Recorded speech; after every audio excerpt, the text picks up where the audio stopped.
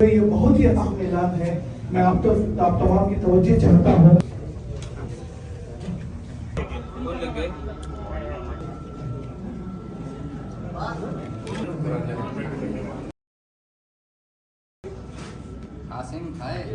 اللہ کھلائے جی توصیف.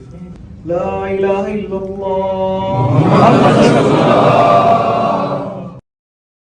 جس سے اللہ تبارک تعالیٰ ناراض ہوتا ہے وہ کیا ہے؟ حسد ہے. اس زبان سے ہی حسد کا اظہار ہوتا ہے. آپ جو ہے جھوٹ بولتے ہیں, جھوٹ کا اظہار آپ کی زبان سے ہونے لگتا ہے. آپ غیبت کرتے ہیں, اس غیبت کا نکلنا کا مخرج جو ہے زبان ہی ہوا کرتی ہے. یہ تلواروں کے جو زخم ہوتے ہیں وہ مرہموں سے تو دور کر لیے جا سکتے ہیں, مگر زبان جو زخم پہنچاتی ہے اس کی دوا آپ کو ہرگز بھی نہیں ملے گی. ارے جو رشک کرتے ہیں اللہ ان سے راضی ہوتا ہے, اور جو حسد کرتے ہیں اللہ تعالیٰ ان کو جو ہے مردود قرار دیتا ہے. حسد کرنے والے بھی اپنے ایمان کو ایسے ہی خراب کرتے ہیں جیسے یلو شہد کو خراب کر دیتا ہے. یہ ذلیل ہو جائے گا تو میری عزت اور بڑھ جائے گی. یہ تین ایسے کام کرتا تھا, ایک تو حسد کرتا تھا, دوسرا غیبت کرتا تھا, تیسرا میں جو ہے شراب نوشی سامنے ایک مرتبہ کرتا تھا. اس نے دیا ہے جو اللہ تعالیٰ کی جانب سے ہمیں تحفے ملے ہیں, اور ہماری ذمہ داری ہے کہ ہم اس کو صحیح جگہ استعمال کریں. اللہ تبارک تعالیٰ نے ہمیں جو گویائی عطا فرمائی, اللہ تبارک تعالیٰ نے ہمیں جو زبان دی, یہ زبان کا استعمال ہمارے لیے ضروری ہے کہ ہم صحیح جگہ استعمال کریں. اگر ہم زبان کو اگر غلط جگہ استعمال کرنے لگ جائیں تو اللہ تبارک تعالیٰ ناراض ہونے لگتا ہے کہ میں نے جو تحفہ دیا تھا اس کا صحیح اگر تم استعمال کرتے تو خدا راضی ہوتا. تم جو ہے غلط جگہ پر استعمال کر رہے ہو تو خدا اسے ناراض ہو جاتا ہے. اسی بات کو کہا کہ شیطانی جو فعل ہوتے ہیں جس سے اللہ تبارک تعالیٰ ناراض ہوتا ہے وہ کیا ہے؟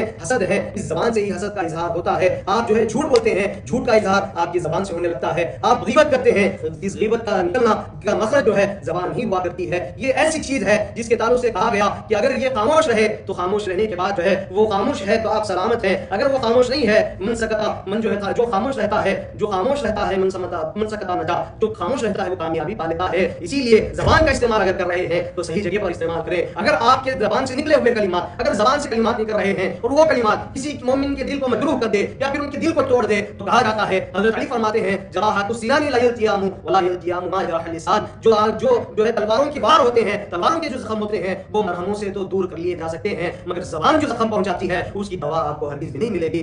وہ جو ہے زخم جو دل زبان سے ہوتے ہیں اس کو جو ہے دواؤں سے دور نہیں کیا جا سکتا. اسی لیے زبان کا استعمال جو ہے جب کریں تو اچھی جگہ پر کریں اور اچھے طریقے سے کریں, خدا کی ذکر کے ساتھ کریں, خدا کی تعریف کے ساتھ کریں, اس کے محبوب بندوں کی تعریف کے لیے استعمال کریں. اگر آپ اس زبان کا استعمال غلط جگہ کرنے لگے تو ہوگا یہ کہ کہا جاتا ہے حاسدین جو ہوتے ہیں ابتدا وہیں سے ہوتی ہے. جھوٹ کی ابتدا, غیبت کی ابتدا حسد سے ہوا کرتی ہے. جب انسان دیکھتا ہے کہ سامنے والا جو شخص ہے وہ اچھا آگے بڑھ رہا ہے تو جب وہ آگے بڑھتے ہوئے دیکھتا ہے تو اپنے آپ کو جو ہے وہ یہ سوچنے لگتا ہے کہ کیا یہ اچھا ہوتا, اس کو جو مقام مل رہا ہے وہ مجھے مل جاتا اور یہ کم تر ہو جاتا, مجھ سے چھوٹا ہو جاتا. یہ حسد ہے, اس پر اللہ تعالیٰ پسند نہیں فرماتا. شیطان نے یہی تو کیا تھا. شیطان مردود قرار کس لیے دیا گیا؟ اس نے سب سے پہلے آسمان پر حسد کیا اور اس نے کہا کہ جو ہے اللہ کا حکم یہ ہو رہا ہے کہ میں جو ہے ابلیس کہنے لگا کہ میں آدم کو سجدہ کروں جو کہ آدم مٹی سے پیدا کیے گئے, میں آگ سے پیدا کیا گیا اور میں جو ہے آدم کو سجدہ کروں, مٹی جو ہے آگ سے کم تر ہوتی ہے. اس کا یہ خیال آنے لگا اور حسد کرنے لگا کہ میں جو ہے ملائکہ کا استاد رہا ہوں اور مجھے اللہ کا حکم ہو رہا ہے کہ میں سجدہ کروں. ملائکہ کی نظر میں یہ بڑھتے چلے جائیں گے, ان کا مقام و مرتبہ بلند ہو جائے گا اور میرا مقام و مرتبہ کم ہو جائے گا. یہ اس کے ذہن میں خیال آنے لگا, وہ حسد کرنے لگا. تو اللہ تبارک تعالیٰ نے کہا کہ حاسدین کو اللہ تبارک تعالیٰ مردود قرار دیتا ہے. اللہ نے اسے کہا کہ ابا واستکبر وکان من الکافرین, اس نے جو ہے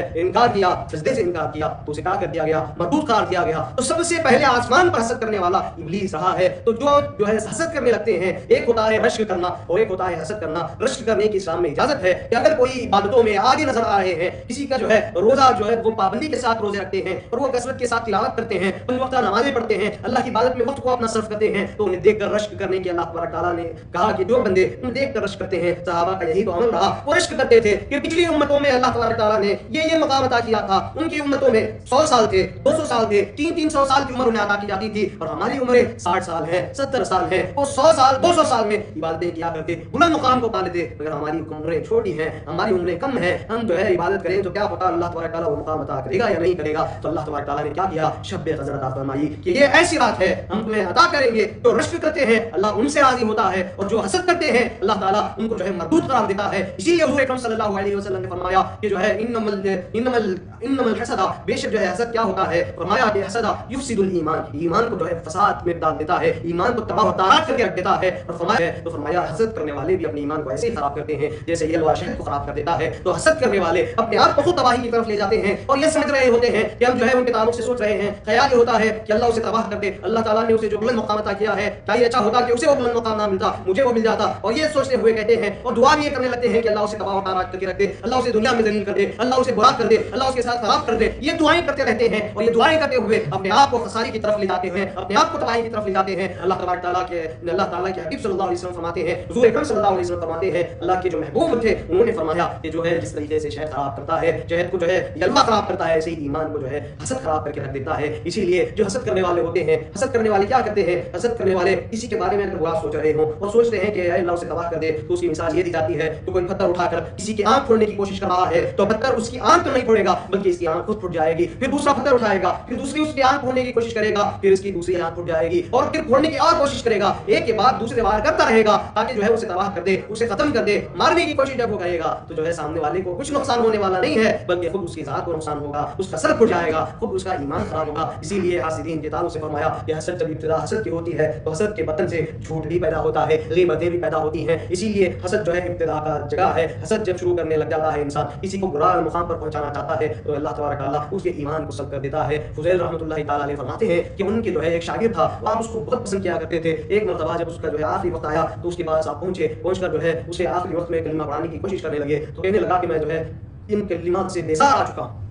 اس کی زبان سے یہ کلمہ نکل رہا تھا کہ اس کی روح پرواز ہو گئی, کہہ رہا تھا کہ میں یہ کلمے سے بیزار آ گیا ہوں, کہہ رہا تھا, ایمان اس کا چلا, وہ جو ہے اس کی روح پرواز ہو گئی, اسے موت آ گئی. جیسے ہی موت آئی تو فضیل جو ہے 40 دن تک فرماتے ہیں کہ وہ 40 دن تک ایک جگہ پر بیٹھ کر روتے رہے کہ میرے شاگرد جو اتنا اچھا عبادت گزار تھا, اتنی اچھی عبادت کرتا تھا, اتنا اچھا پڑھا کرتا تھا, اللہ تعالیٰ کی اس کے دل میں محبت تھی, اس کے باوجود ایسا کیا معاملہ اس نے کر دیا کہ جو ہے اس کا ایمان آخری وقت میں اس کا ایمان چھین لیا گیا, آخری وقت میں ایمان چھین لیا گیا. ایسا اس نے کیا کام کیا؟ تو جب یہ بات جو ہے 40 دن تک روتے 40 دن گزر گئے. 40 دن کے بعد وہ شاگرد خواب میں آیا.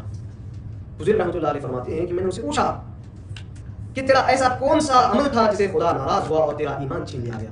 آخری وقت میں تجھے پڑھانا چاہتا تھا کہ کلمہ تو پڑھ لے مگر تو کلمہ نہیں پڑھ سکا. ایسی کیا تیرا عمل رہا جس کی وجہ سے جو ہے تیرا ایمان سلب کر لیا گیا, آخری وقت میں تیرا خاتمہ بالخیر نہیں ہوا؟ تو اس کی کیا وجہ ہے؟ تو وہ کہنے لگا کہ میری غلطی یہ ہے کہ میں جو ہے اپنے ساتھیوں سے حسد کرتا تھا. جب کسی کو بلند مقام مل جاتا اور آپ اسے عزت کی نظر سے دیکھ لیتے تو میرے دل میں یہ خیال ہوتا کہ اے اللہ تو اسے جو ہے کسی طریقے سے بھی میرے استاد کے سامنے ذلیل کر دے, یہ ذلیل ہو جائے گا تو میری عزت اور بڑھ جائے گی. یہ میرا خیال رہتا تھا. پھر وہ شاگرد کہنے لگا کہ میں جو ہے آپ کے سامنے آ کر میرے ساتھیوں کی برائی کیا کرتا تھا جبکہ وہ برائیاں ان میں پائی نہیں جاتی تھی. آ کر میں آپ کے سامنے ان کی برائیاں کرتا تھا. تیسرا میرا برا کام یہ تھا کہ کسی حکیم نے مجھے مشورہ دیا تھا کہ سال میں ایک مرتبہ تمہاری بیماری دور ہونا ہے تو ایک مرتبہ تم جو ہے شراب پی لو, تمہاری بیماری چلی جائے گی. میں یہ 3 ایسے کام کرتا تھا, ایک تو حسد کرتا تھا, دوسرا غیبت کرتا تھا, تیسرا میں جو ہے شراب نوشی سال میں ایک مرتبہ کرتا تھا. اس کی وجہ سے اللہ تبارک تعالیٰ نے میرے آخری جو وقت تھا اس وقت میرا ایمان چھین لیا. تو حاضرین کرام, ایمان خراب ہوتا ہے حسد کے ذریعے. اور حضور صلی اللہ علیہ وسلم فرماتے ہیں کہ جو ہے یاکلوا الحسد یاکل الحسنات, حسد جو ہے نیکیوں کو کھا لیتا ہے. کما تاکل النار الحطب, جس طریقے سے آگ لکڑی کو کھا جاتی ہے ایسے ہی جو ہے نیکیوں کو حسد کھا جاتا ہے. جب حسد نیکیوں کو کھا لے تو بتائیں آپ خدا کے پاس پہنچانے کے لیے, خدا کی بارگاہ میں پیش کرنے کے لیے آپ کے پاس نیکیاں کہاں آئیں گی؟ ارے نیکیاں تو آگے کی بات ہے. آپ آخری وقت میں آ جاتا ہے. ایک تو روایت یہ بھی ہے جو غیبت کرنے والے ہوتے ہیں اللہ تبارک تعالیٰ ان کے چہرے, ان کے منہ جو ہے اللہ تبارک تعالیٰ کتے جیسے بنا دیتا ہے آخرت میں, اور جو غیبت کرنے والے ہوتے ہیں ان کے جو ہے کتے جیسے ہو جاتے ہیں, اور جو جھوٹ بولنے والے ہوتے ہیں اللہ تعالیٰ ان کے چہروں کو خنزیر جیسا بنا دیتا ہے. جھوٹ بولنا, لوگوں کو دھوکہ دینا, لوگوں سے حسد کرنا, یہ تمام کے تمام انسانی کام نہیں ہے بلکہ یہ شیطانی فعل ہے, شیطانی کام ہے. اور اگر ہم یہ کام کرنے لگے تو بتائیں کیا ہم انسان رہیں گے؟ جب انسان ہی نہیں رہے, شیطانی فعل کرتے کرتے شیطان بن جائیں تو کیا ہمارے اندر ایمان رہے گا؟ ایمان باقی رہے گا؟ جب ایمان ہی نہیں ہے تو پھر اعمال کہاں سے کر سکیں گے؟ خود اپنی ذات کو حسد کر کے آپ اپنی ذات کو تباہی کی طرف لے جاتے ہیں. اسی لیے جھوٹ سے روکیں, غیبت سے روکیں, اپنے ایک دوسرے بھائی کے برے خیالات ذہنوں میں ہرگز بھی نہ لائیں, ایک دوسرے کو برا بھلا ہرگز بھی نہ کہیں. جو جھوٹ بولنے والے ہوتے ہیں ان کے تعلق سے آتا ہے کہ جو جھوٹ بولا کرتے ہیں, جو جھوٹ بولتے ہیں ان کے اللہ تبارک تعالیٰ قیامت کے دن ان کے چہرے کالے کر دیتا ہے. وہ قیامت کے دن تو چہرے کالے ہوں گے ہی ہوں گے, جو دنیا میں بھی اللہ تبارک تعالیٰ ان کے چہروں کو کالے کر کے اللہ تعالیٰ دکھا دیتا ہے. اور یہ ہوا ہے ہمارے دائروں کے اندر, یہ ہوئی ہے باتیں, اور دیکھا بھی ہے لوگوں نے کہ جو جھوٹ بولتے ہیں ان کے چہرے کالے پڑ جاتے ہیں. اور اسی لیے تو جب خبر میں اتارنے کے بعد چہرے دیکھے جاتے ہیں تو چہرے دیکھ کر پتہ چل جاتا ہے کہ یہ جہنمی ہے یا جنتی ہے. لوگ دیکھ کر محسوس کرتے ہیں کہ ان کے چہرے پر نور نظر آ رہا ہے, خدا کا جمال نظر آ رہا ہے, یا چہرے پر خدا کا جلال نظر آ رہا ہے. یہ دیکھا جاتا ہے، اسی لیے بھی مل جائے۔ ایسا سوال ہوتا ہے کہ دنیا میں بھی رشک کیا جا سکتا ہے، بتایا جاتا ہے، تو رشک کرنا ہے تو آپ جو ہے آخرت کے تعلق سے رشک کرو۔ یہ دنیا جو ہے اللہ تعالیٰ جس کے حصے میں جتنی آنی ہے آپ جو ہے وہ آئے گی ہی آئے گی، آپ کو جتنا بھی ہاتھ پیر مار لے نصیب میں جتنی دنیا ہے اتنی ہی دنیا ملنے والی ہے، جتنا رزق ہے اتنا ہی ملنے والا ہے۔ آپ جو ہے اس رزق کے لیے غلط جگہ قدم ڈالیں، غلط جگہ ہاتھ ڈالیں اور جو ہے سود کے ذریعے پھر غلط کمائی کے ذریعے آپ رزق کو لے کر آئے تو وہ بھی جو ہے جتنا رزق ملنا ہے اتنا ہی ملے گا۔ الٹا ہوگا یہ کہ آپ کا جو حلال کمائی ہے اس کے اندر سارا حرام ہو جائے گا اور وہاں پر ذبح ہونے لگے گی۔ اب جو ہے آپ دنیا کے تعلق سے رشک نہ کریں، رشک کرنا ہے تو آپ نیک لوگوں کو دیکھیں کہ ان کی زندگیاں کیسی رہی، ان کی عبادتیں کیسی رہی، ان کے جو ہے زندگیوں میں انہوں نے خدا کو راضی کرنے کے لیے کون سے عمل کیے، آپ یہ دیکھیں۔ اور آپ کی زندگی میں اگر جو ہے آپ نہیں کر پا رہے ہیں تو آپ رشک کریں کہ اے خدا کاش کہ ایسا ہوتا کہ میرے بھی اندر اتنا ظرف ہوتا، اتنی طاقت ہوتی کہ میں جو ہے اتنی عبادتیں کر سکتا، اتنی عبادتیں کرتا۔ آپ جو ہے ایسی تمنا جب رکھیں گے تو اس کو رشک کہا جائے گا۔ اور اگر آپ ایسا سوچیں کہ ان کے پاس اتنی دولت ہے اور مجھے ان سے اللہ تعالیٰ ان سے بڑا دولت مند بنا دے اور ان کو جو ہے اللہ تباہ کر دے، میرے لوگوں کی نظروں میں حسد بڑھ جائے، یہ حسد ہے، تباہی کی طرف لے جانے والا ہے۔ آپ ان کی دشمنی میں غیبت بھی کریں گے، چغلی بھی کریں گے، جھوٹ بھی بولیں گے۔ جب آپ جھوٹ بولنے لگیں گے تو قیامت کے دن بتایا جاتا ہے کہ اللہ تبارک تعالیٰ ان کے منہ سے بدبو پیدا کر دیتا ہے، اور ایسی بدبو ہے، یہ جھوٹ کی ایسی بدبو ہے، یاد رکھیں کہ فرشتے اس سے دور ہو جاتے ہیں۔ وہاں تو دور ہوں گے ہی ہوں گے، یہاں پر دنیا میں آپ سے فرشتے دور ہونے لگ جاتے ہیں، جھوٹ بولنے والے سے فرشتے دور ہو جاتے ہیں۔ جب فرشتے دور ہوں گے تو خدا کی رحمتیں بھی جھوٹ بولنے والے سے دور ہو جاتی ہیں، جھوٹے سے خدا کی رحمتیں بھی دور ہو جاتی ہیں۔ اسی لیے ہمیشہ سچ بولا کریں، حسد سے بچیں، غیبت سے بچیں، چغلی سے بچیں۔ ان تمام چیزوں سے آپ بچیں گے تو جو ہے اللہ تبارک تعالیٰ کا قرب حاصل ہوگا۔ اللہ تعالیٰ کے جو تعلیمات، اللہ تعالیٰ کے جو محبوب بندے ہیں حضور صلی اللہ علیہ وسلم اور مہدی موعود علیہ السلام، ان کے بتائے ہوئے راستے پر چلیں، ان کے تعلیمات پر زندگی گزاریں تو آپ کو زندگی میں بھی چین و سکون رہے گا، آخرت میں بھی جو ہے آپ راحت کی سانس لے پائیں گے، ورنہ تو یہاں پر بھی پریشانی ہے، وہاں پر بھی رنجیدہ اور جو ہے رسوا ہونا پڑے گا۔ اللہ تعالیٰ سے دعا ہے کہ اللہ تبارک تعالیٰ ہم تمام کو حسد، کینہ، بغض جو ہے اور جھوٹ سے محفوظ رکھے، اور تمام ہمارے صغیرہ کبیرہ گناہوں کو معاف فرماتے ہوئے ہمیں نیک اعمال کرتے ہوئے خدا کا قرب حاصل کرنے کی توفیق عطا فرمائے۔ آمین بجاہ سیدنا المرسلین وما علینا الا البلاغ المبین والحمد للہ رب العالمین۔ لا الہ الا اللہ محمد رسول اللہ الہنا القرآن والمہدی امامنا۔